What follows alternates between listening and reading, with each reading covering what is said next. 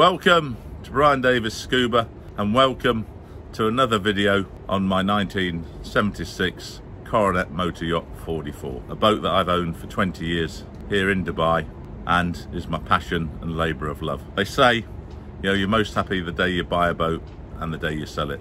Not for me and Dubai Coronet. She's an absolute pleasure to own and work on. Every month I do a report on the expenses, how much it's cost me to run the boat, to give you, my viewers, an idea of what it would cost to own such a boat in Dubai, in the UAE. This is the August report, so we'll kick off with the trips like we normally do. We didn't get to do many trips this month. In the summer months, it's blisteringly hot. Plus I've had quite a bit of travel. Plus, as my diving viewers will know, I've made a few trips to the Maldives and stuff. And last month I've had to go back to England and I've had to do a few other trips. Plus I've been working on doing some research on other products. Plus I had a couple of minor health issues which I need to get sorted out, mainly to do with my skin, but no one's really interested in that. But that's why I've been off air a bit, as I said, for the people who watch the video. So August, 57.6 nautical miles. We did a trip from Rashid Marina to the World Island and back. Last month we did a trip like that, you'll remember, but we went via the canal. So it was only about 16.5 nautical miles, just a quick trip. And then we did a diving trip to the Taha and Secret Tug. I'm pleased to report that we found them first time and got hooked in. No sagas like when we went to the Neptune the time before last.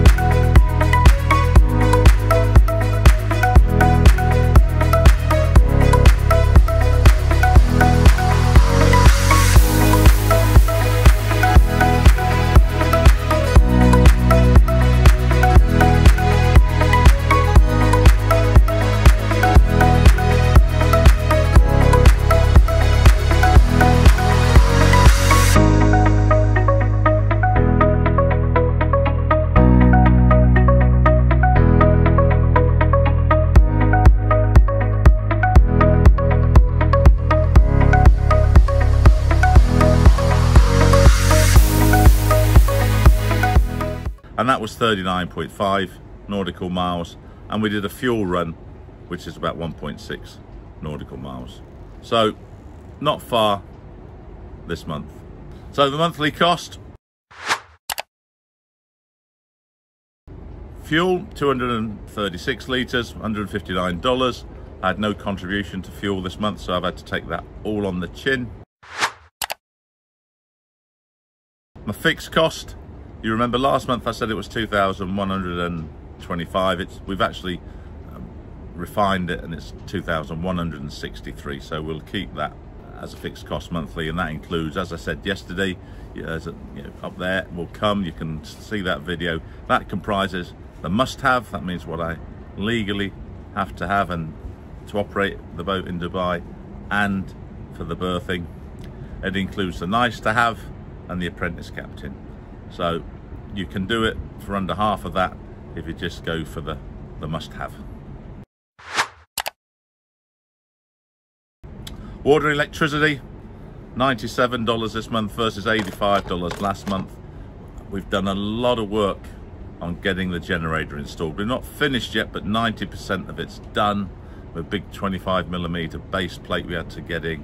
Then we had to move the AC pump to make way for where the generator was and all that sort of stuff. So the guys have been working inside with the AC on full pelt. So that's why that's gone up this month. From September onwards, I hope that it goes down. Definitely October, November, December, when we don't need as much AC. So maintenance, another big month. I already thought I was going to have a big month because I decided to change the other battery set. You'll remember last month I had a battery bang or explosion.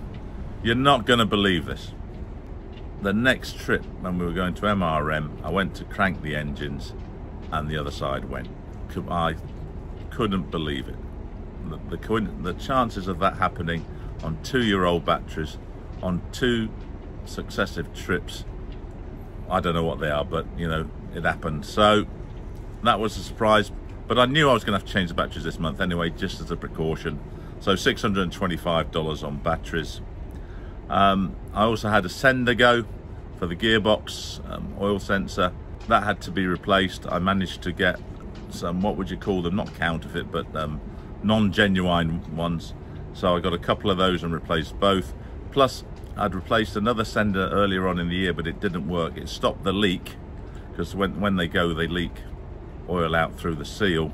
So they cost me in the region of 109 plus 140, so 249 on replacement senders this month. I then had to change the fans in the battery charger. They'd conked out and it was overheating and tripping. That cost $11. Our flares had expired this month, so that was a whopping $259. Again, I carry more flares than I'm legally required to. My sort of philosophy, if we get into trouble, we want plenty of stuff available to get us out of trouble. So it's the same philosophy I got on life rafts, which I told you about yesterday. Same philosophy I've got on fire extinguishers, all that sort of stuff. We then checked all the life jackets. Some of them needed replacement LED lights. So those are the lights that are on the jacket. You fall over at night, the light automatically goes off. That cost $45. And we had to change the light on our life ring. Well, not the light, just the bulb and top assembly. That was $22. And then provisions on the boat, that's snacks, water and that sort of stuff when guys are working on the boat, was $40 this month, as opposed to $25 last month, because of course the guys have been working on the boat doing the generator. So upgrades, I've talked about the generator. If you've seen other videos, and just look up there, there's a link to July video with the costs in there. You'll know we've been working on the generator, and you'll know that I have a monthly budget of $600 for upgrades, which is, people might think quite generous, but it can get consumed. And at the end of the year I'll be doing the upgrade video on just how much we spent versus budget. For the generator, we spent $115 this month. Remember last month we finally got it started.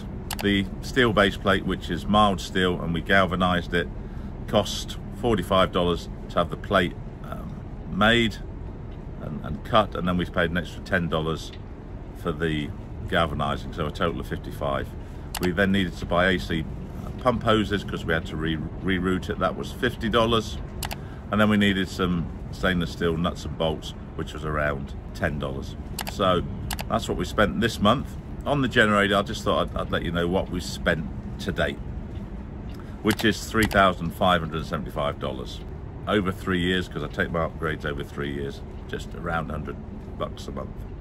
So that's a big part of my $600, but it's going to be worth it.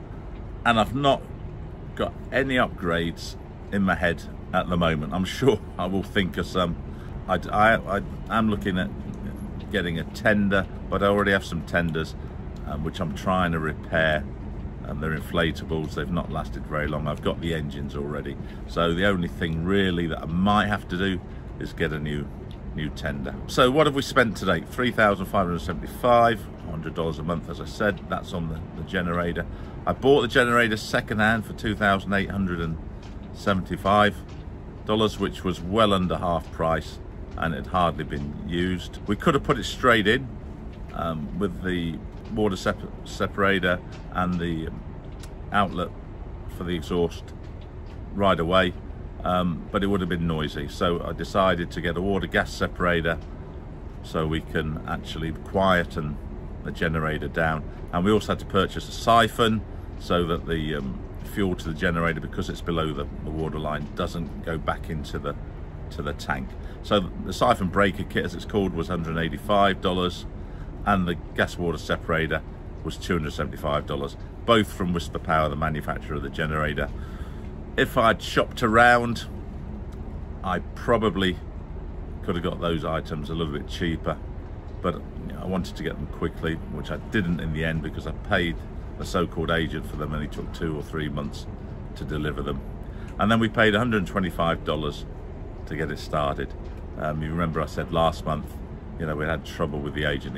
He's interested to sell your stuff, but he's not interested to maintain the generators. So we found another guy in Rack who got it going virtually straight away and charged us $125. So total for the month, a whopping $4,270, and I'm not happy with that at all. But you know, when you own a boat, it's not going to be for free. But we've got the batteries changed now. They're going to be good for at least 2 years, because the old ones lasted 2 years, but I bought Vitas, and if they don't last at least 3 years, and I would like 5 years, I'm going to be very unhappy. So that was money well spent. So fixed cost $2,163, fuel was $159, water and electric $97, maintenance, that's really hit me this month, $1,251, and upgrades $600. So that's where the $4,270 comes from. So next month, definitely going to be much lower, that's for sure. So thanks for watching. I hope you found this useful, and if it encourages you or disencourages you to own an old big boat in the UAE. The costs here maybe not reflective of costs elsewhere in the world, but at least it'll give you an idea of the breakdown, what you should be looking at if you're thinking to buy a large boat. Thanks for watching. Please hit the like and subscribe button. YouTube apparently really like that, and see you next time.